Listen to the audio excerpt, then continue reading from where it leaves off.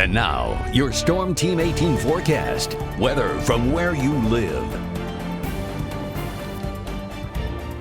All right, there's the big upper ridge completely dominating. Last check, we hit 89 at Burlington, Vermont, and Ottawa, Canada, right here in Quebec, hit 86 this afternoon. So this is all record warmth right in this zone, and we've had our own temperatures in the 80s. But I'll tell you, this is an interesting feature. You know, if you would show me this and say this is July, I would say, oh, that's a tropical system. Well, it's got a cool core to it, so it's not tropical. But we had winds gusting to 58 miles an hour just with the rain near the coast. And we had that historic rainfall in South Florida with up to 2 feet of rain in one night.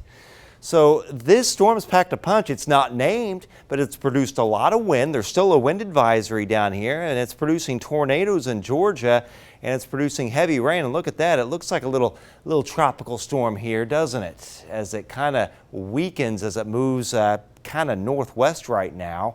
For us, it'll start to pull up some high clouds from the south tonight, 64 by 11, beautiful evening, 50 to 56 overnight, increasing clouds from south to north. There you have the 50 at Winnemac, 54 Lafayette, 55 at Petersburg. Tomorrow, increasing high and mid-level clouds from south to north. It just looks too dry to get any sort of shower down to the ground. I mean, we're going to start to get some lift from that little storm system south of us, but I'm just going to keep it mix of sun and clouds, dry. 80 for the high temperature, and upper 70s to low 80s should do it viewing area wide with the warmest readings with a little less cloud cover in our northern counties. Now Saturday, it's kind of partly cloudy to mostly sunny. It starts to get windy, 81 the high, and it starts to moisten up. Dew points on the rise, a morning low of just 60 degrees. Look at these highs, near 80 to the low 80s on Saturday. And yes, Saturday, late evening and into the night, we got a marginal risk for severe weather. Now, the shear and the dynamics do support slight. The thing is, there's a little bit of dry air that'll be pulled in that's a little more stable.